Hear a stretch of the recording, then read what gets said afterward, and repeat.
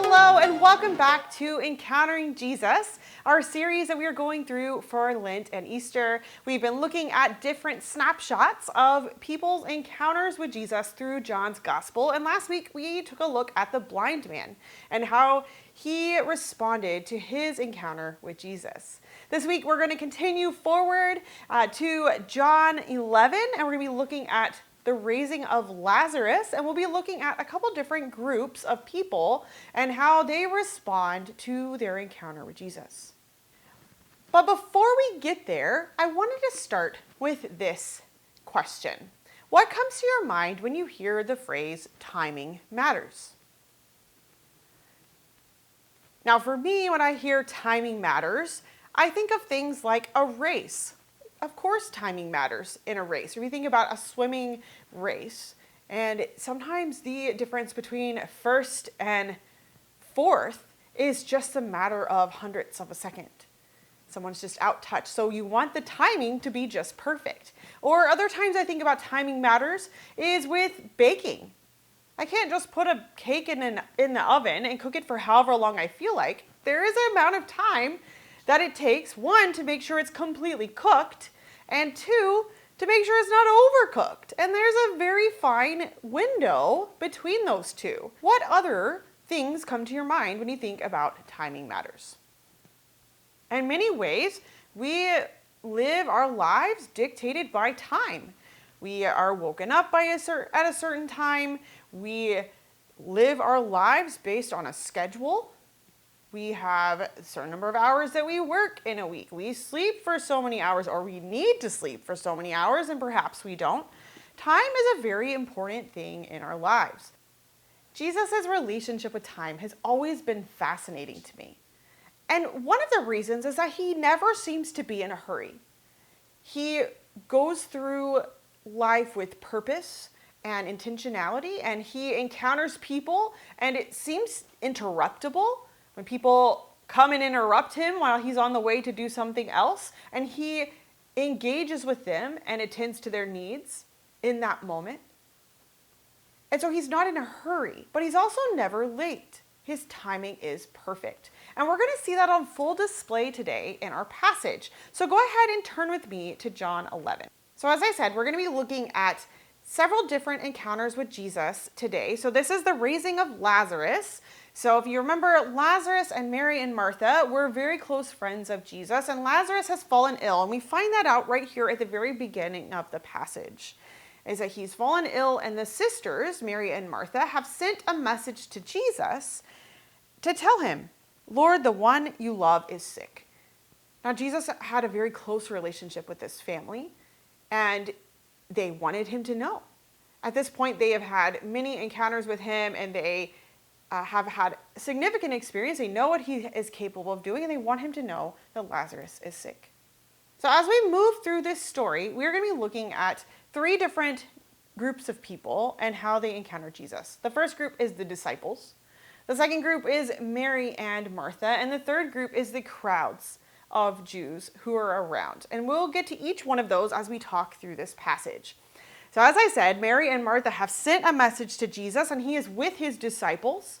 So the disciples' encounter with Jesus is highlighted here right at the very beginning of the passage. So in the first 16 verses, we hear more about their interaction with Jesus, kind of on this front side before they head to Jerusalem, and then they are a silent presence the rest of the time.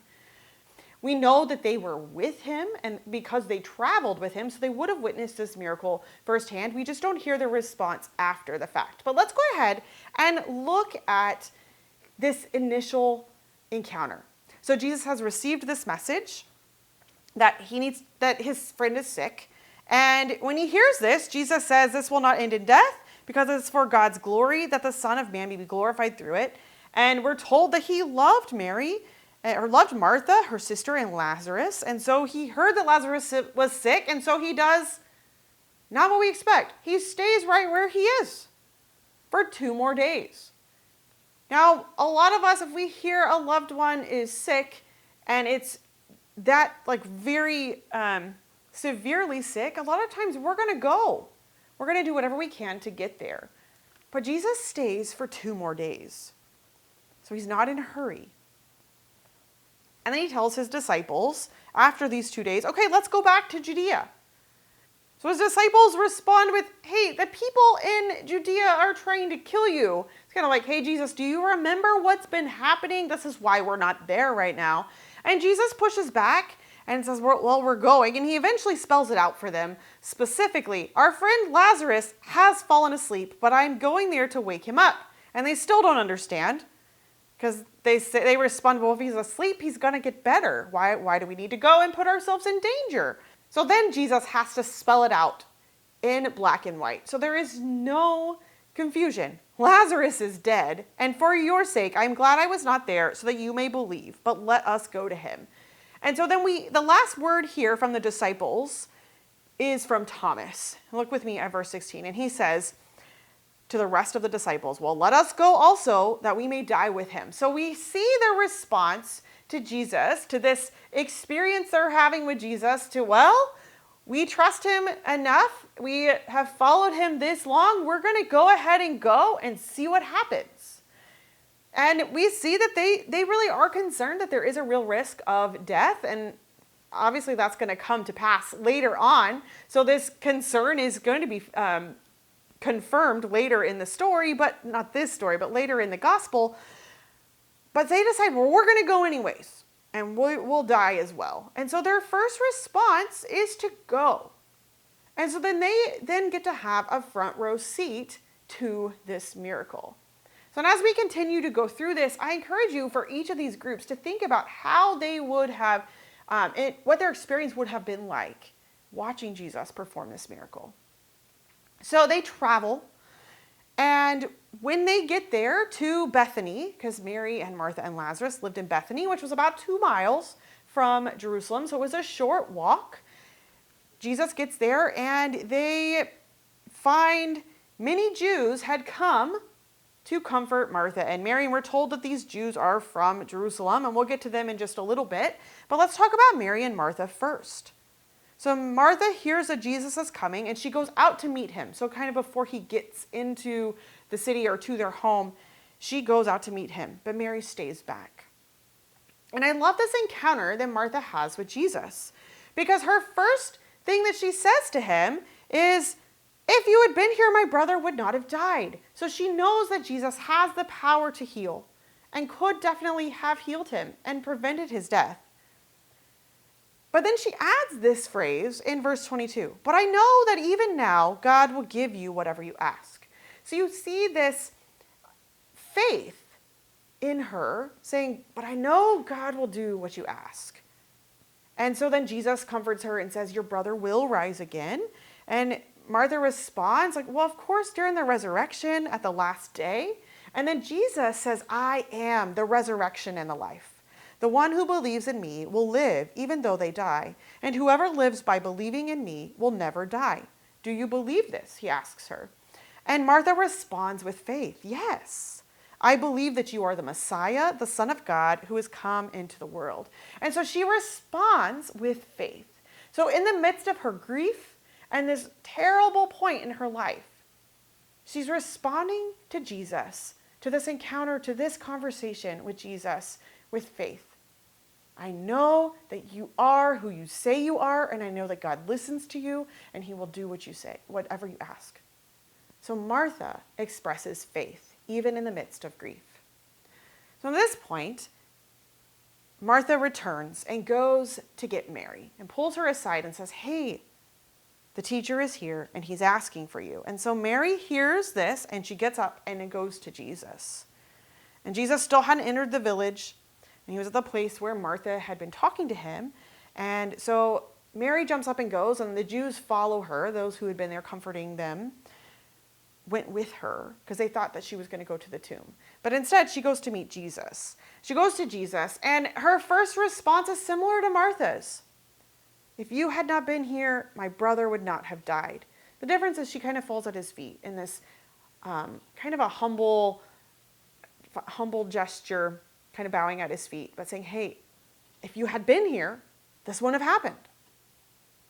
And so Jesus is moved by her grief. She's weeping. And those who have come with her are weeping. And we're told that he's deeply moved in his spirit.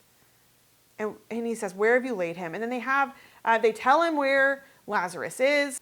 And they go to the tomb. And Jesus weeps. Now, before we talk about the miracle itself, let's go to our third group. And that's the crowd.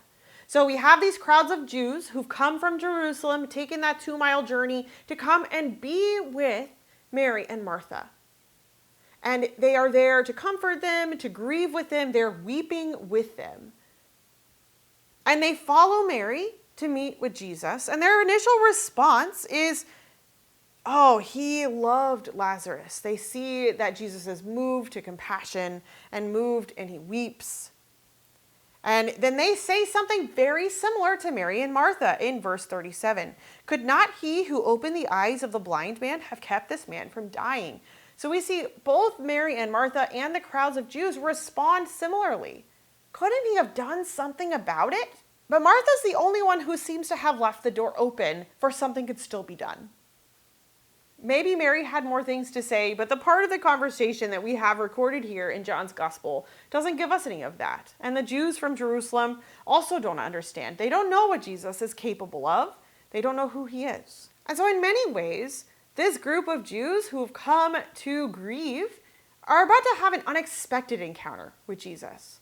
Mary and Martha and the disciples have experience with Jesus. The disciples have been following him around. We know that Mary and Martha and Lazarus are close to him. They have been a part of his ministry and his life. And we're told that that close relationship, it didn't just happen right here. It already was in existence. We don't have a whole lot of information about it, but we know they had a close relationship. So all of them have this prior knowledge, this prior experience of being with Jesus and seeing what he can do when everything seems to be going wrong.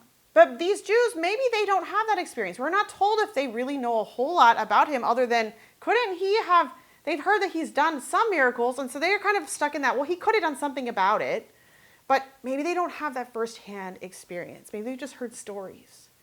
So they're about to have this unexpected encounter with Jesus. So now, starting in verse 38, we have the raising of Lazarus. So Jesus asks for the stone to be rolled away from the tomb. And Martha pushes back and be like, he's already been dead for 4 days. It's going to smell really bad. And Jesus says, did I not tell you that if you believe, you will see the glory of God?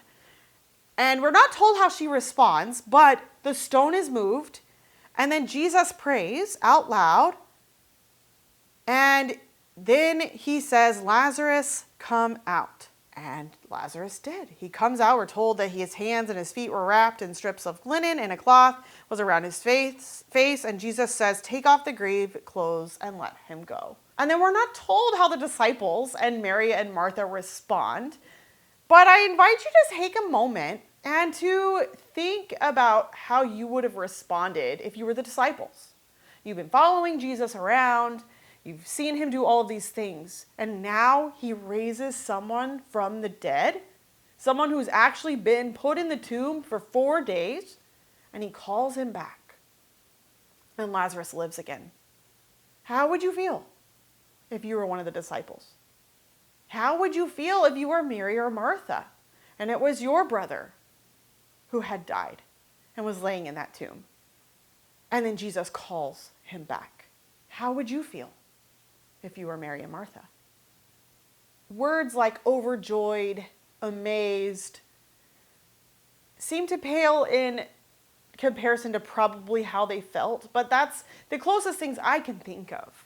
It's like the best day of their lives, especially for Mary and Martha. But for the disciples, I'm sure this was continuing to broaden their understanding of who this guy Jesus was. For me, with the disciples, this seems to fit in their typical response to Jesus. They're seeking understanding, frequently misunderstanding who he is or what he's doing or why, but following him anyway. And we see them do that here. And I can imagine after going and seeing this, their understanding was broadened even more. But we know they don't quite get it yet because there's going to be turmoil and crazy things that happen between here and the end of John's Gospel. But they still are following him and still seeking to understand, even through their misunderstandings. And then we have Mary and Martha, and this picture of Jesus being as close to them as family, and they respond that way to him with love, with faith. But with the crowd, we see a divided response. Because we're told, if you look with me in verse 45, that many of the Jews who had come to visit Mary had seen what Jesus did, and they believed in him. But then there were others who went and tattled to the Pharisees. They told the Pharisees what Jesus had done. And this prompts the chief priests and the Pharisees to call a meeting of the Sanhedrin, because now they've got to figure out what to do about this Jesus dude. And really, this starts in John's gospel, kind of sets things in motion for them, the religious leaders, to be plotting Jesus' death. Because that is what happens in the rest of this chapter. But as we look back over this story and we think about the different responses to Jesus, we started talking about timing. Because at first glance, it seems like Jesus was too late. Every single group kind of expresses that. But we know by the end that Jesus' timing was just right. His glory was able to be on full display. The power that God has over death was on full display. That Jesus could call Lazarus back from death. That even death is not strong enough. So Jesus' timing was exactly right. He was on time because his timing is perfect. So as we close today, I want you to think about, how has Jesus' timing been right in your life? How have you experienced his timing maybe being in conflict with your own timing? I know in my life that's happened often. God almost never does things in the time frame that I would like, but it's always the right time. So I encourage you to kind of reflect over your life and look at those times where you've clearly seen God do things and be at work in your life, even when it didn't seem to match up with what you thought was the right time. So as we move on next week, we are drawing closer and closer to Easter. We'll be looking ahead to John 12 as we get ready to celebrate Palm Sunday. I'll see you then. Bye.